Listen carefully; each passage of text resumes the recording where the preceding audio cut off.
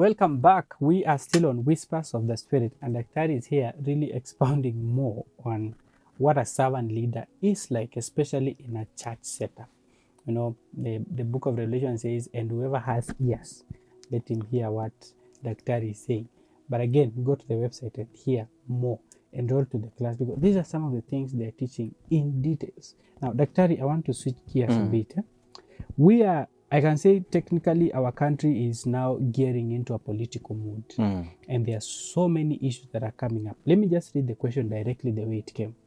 We often elect leaders based on tribe, money, or charisma. You know, the one who can abuse the other more. You know, and how do we now raise a generation of leaders who are chosen not because of their tribe or because of their money, but for their heart to serve? How do we elect? How do we identify this kind of leaders? I think that's a question that actually it touches the nerve of every person. When we see us electing people based on our tribes, you know what that means? The country is not progressing. Okay. Because it was the mentality of the colonies that they divide us according to our tribes. Okay. So that we don't progress. And we don't get united. And we don't get united. Okay. Remember what the devil. The devil thrives where there is division, where people are not united. Sure. And the Bible is so clear when it says in Psalm 133, how blessed it is when brethren live together in unity. Okay. Kenyans, we are brethren. When I sit back and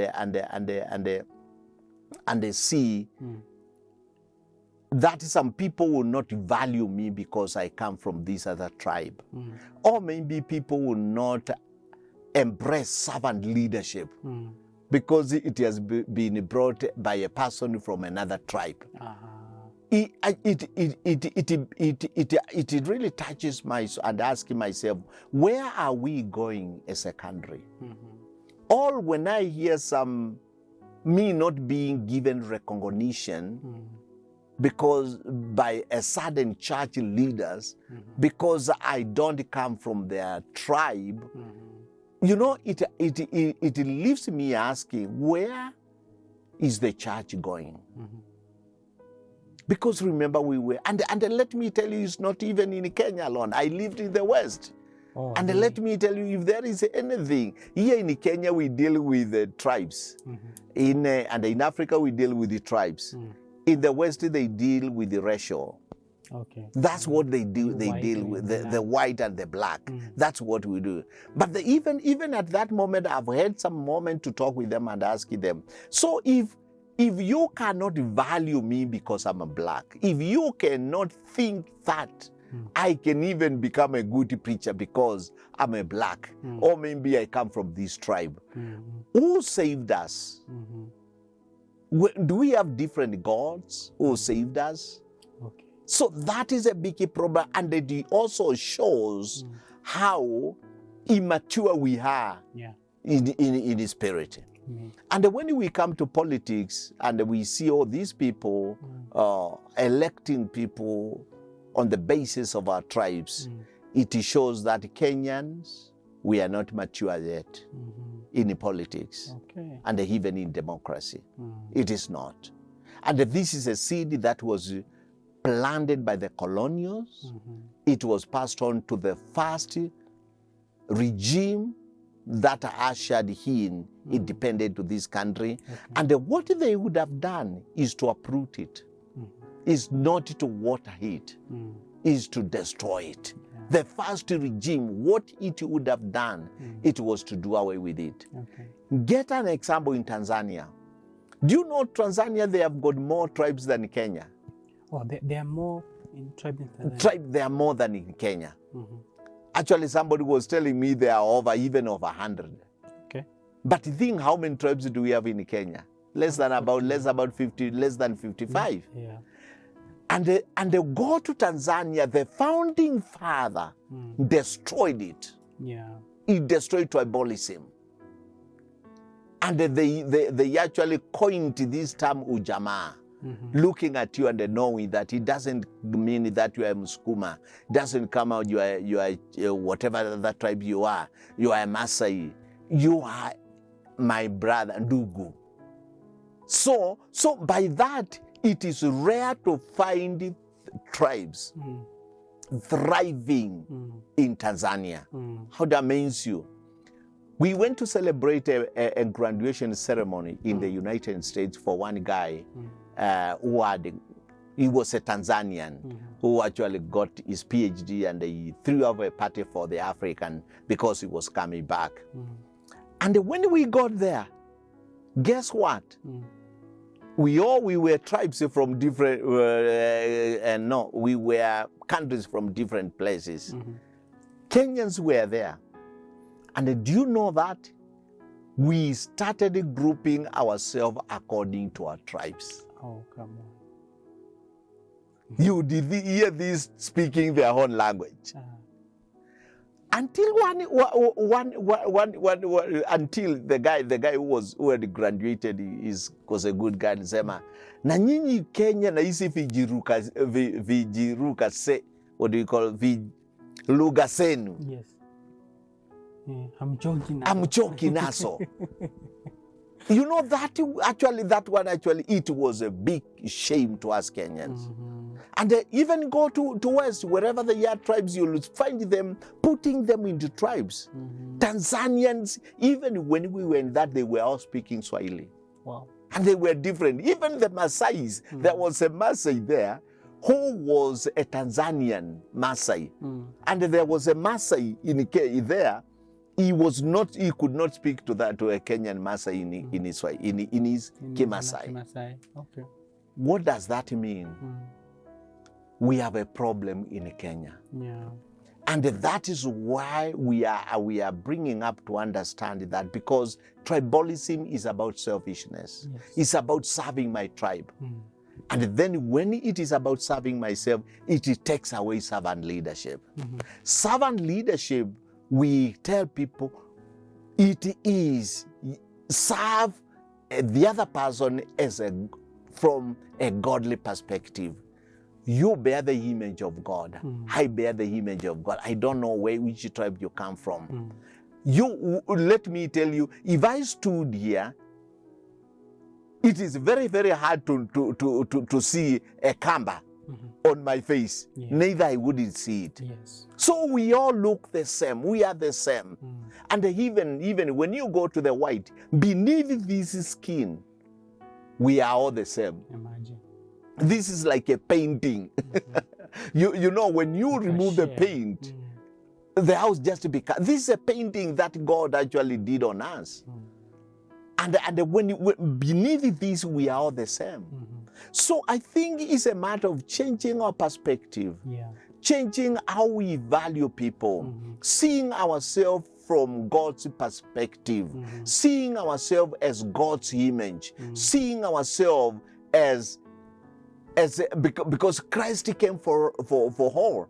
And this is an issue that Jesus was facing. You know, they were saying, oh, you people, you are Samaritans. We are Jews. Jesus was always fighting against that. And this has become a human problem, fighting over our tribes and our colors. But there is a generation that can raise up and say that we are not going to elect our leaders based on our tribes, but based on the content of their character. That is what we should look for.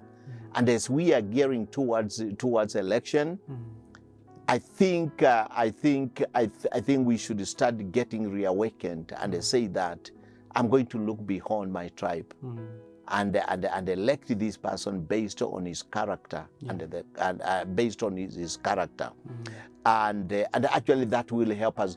Kenya will grow up.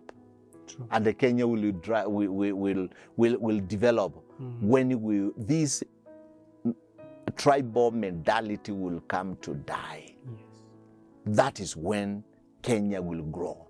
Because there are some places here in this country you cannot go and invest If you went to university there, you are threatened. You're told which tribe are you coming from. Even there are places here in Kenya where when you go to plant a church, the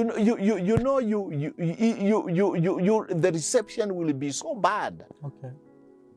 I've never known about church. I know about business. It is there. I've heard some pastors say, when I came to plant a church here, they were that kind of hostility. Okay.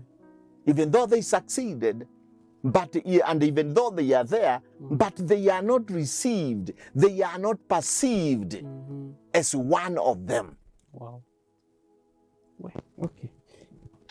Let me take you back when you're talking just about that mambo na kusikiza ground. There's someone who was saying leaders in Kenya rarely listen to people after election. Before election, they will be all over the place. They will even come to your house. They will eat that githeri without chumvi. They will chew that sugarcane. They will ride a motorbike. They will walk on foot. I don't know, you've seen clips of leaders in the village wanasaidia mama kubuild the house. Actually wanaingiza miguu kabisa kwa matope. But immediately after election, we don't see that. So do they become servants when they're looking for election, when they're looking for votes, and then after that they forget about servant leadership? So how do we model leaders to really be consistent all through on being servant the way they were doing? Because during a campaign we see a lot of servant leaders. So what happens and then they stop all of a sudden? One, to begin with, they are not servant leaders. Okay. They are pretending. They are pretenders. Okay. And they use all ways, all manner of manipulation to get what they want. Immediately they get what they want, they become different person. That is what they do. It is like what we call a transactional leadership. They use that kind of a way of making themselves to become more appealing to other people. It's like I am Mr. Good.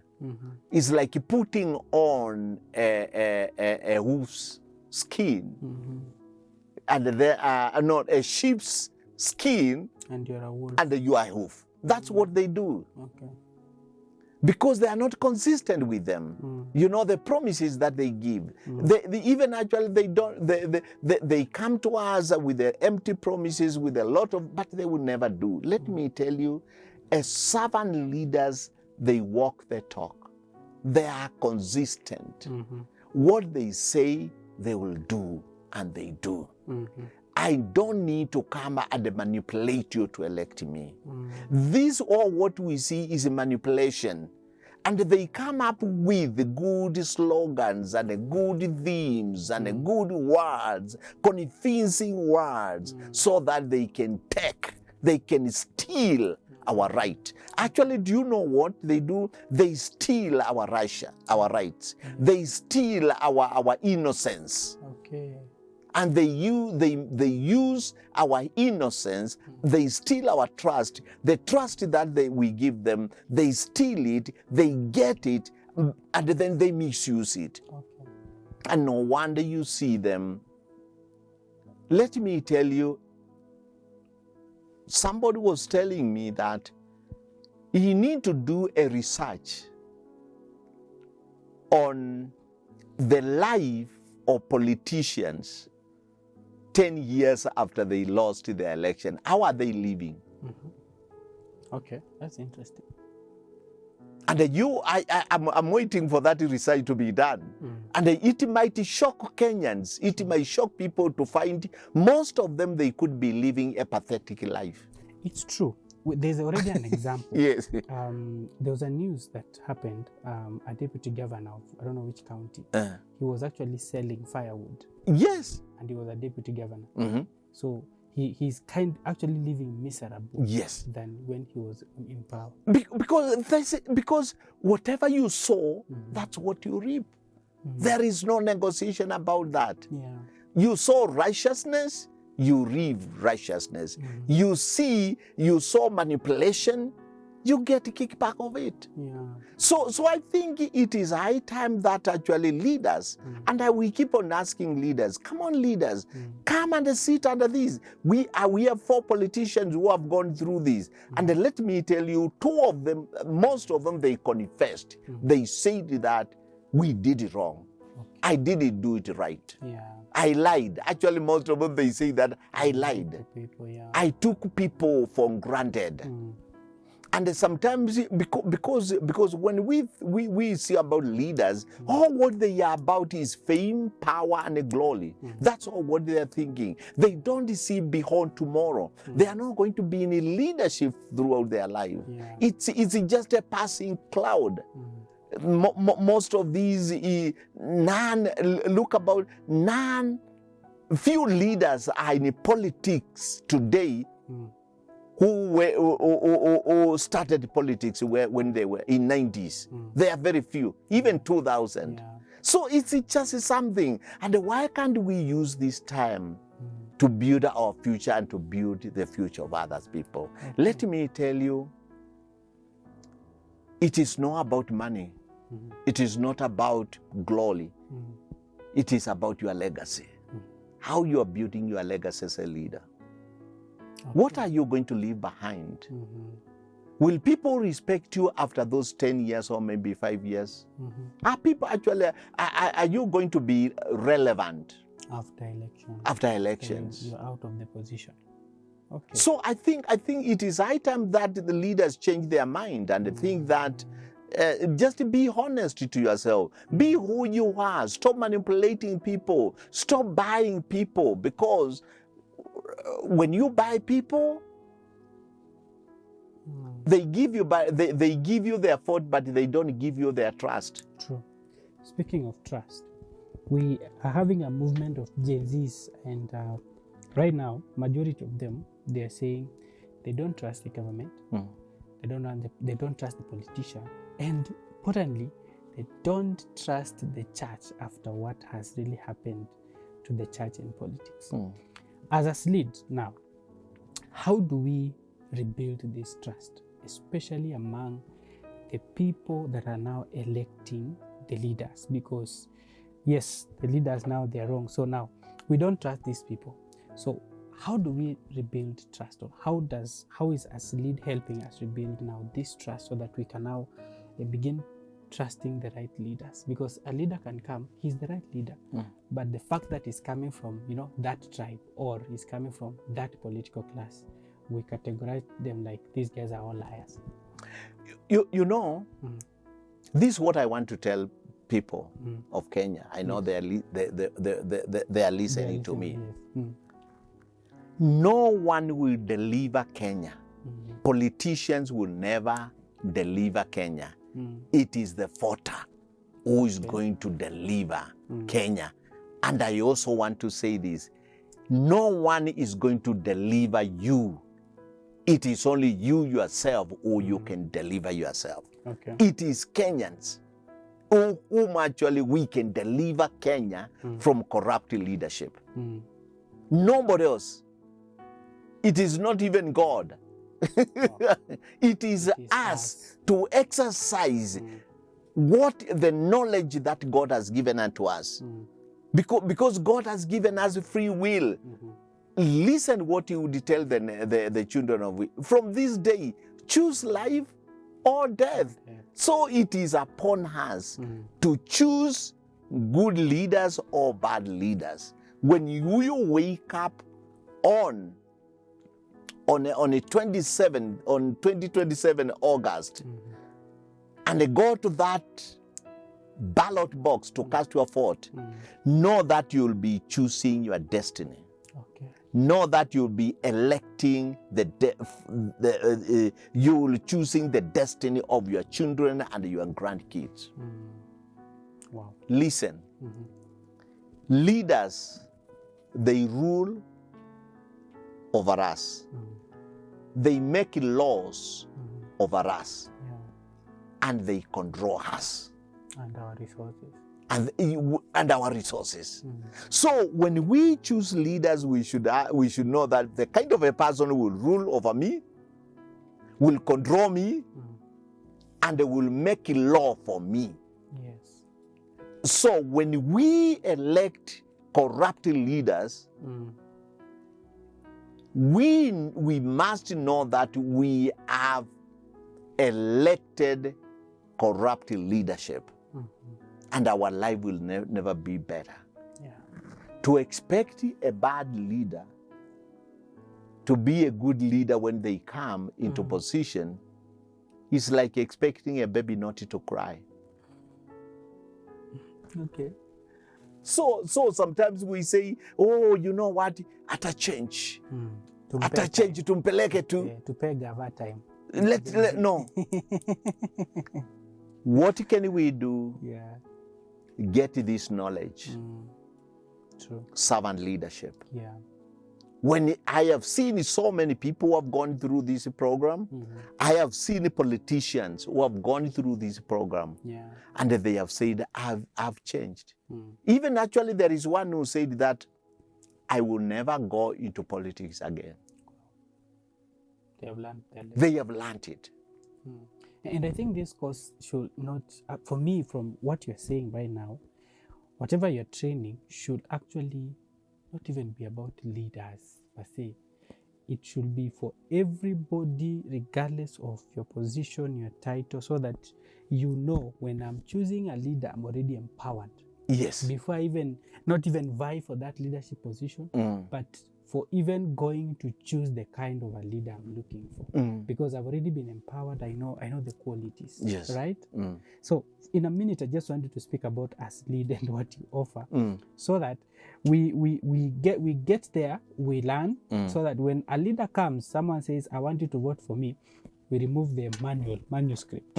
So I learned a leader is this and this and this. So do you have these qualities? Please tell us, what is us lead doing? So what as lead we do, we train leaders to know how to lead as servants, to serve the people, to look at the people whom they lead, not to misuse them, but to empower these people. That's what we do. We train leaders so that they can go and serve and empower others. We try to change their mindset.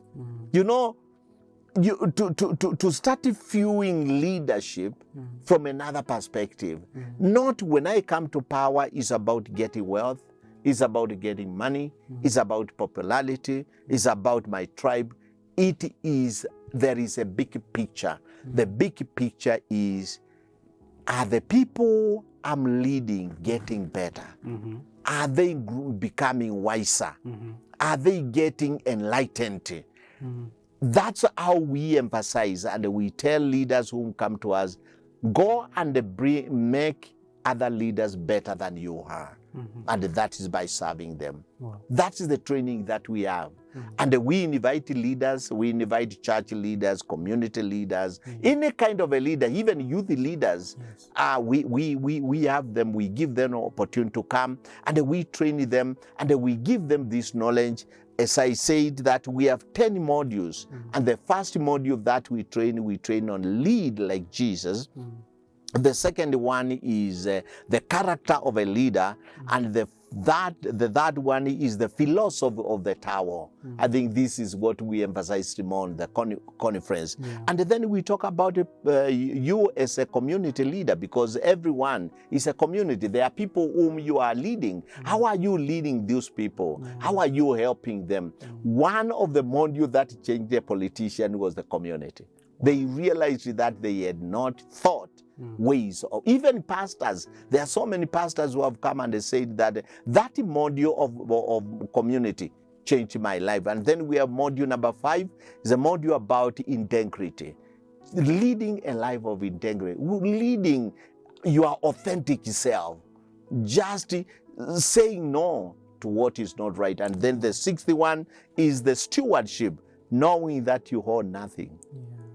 people, even those who are in power, even the bishop, even the pastors, even the politicians, even people who sit in higher offices, the CEOs, the whoever, the MPs, the governors, the president, they have got to know that they are just there for a limited time, and the one time they will be accountable. If not before on earth, on this earth, one day they will give an account. When I put you onto that position of leadership, did you serve my purpose or you served my purpose? Yeah.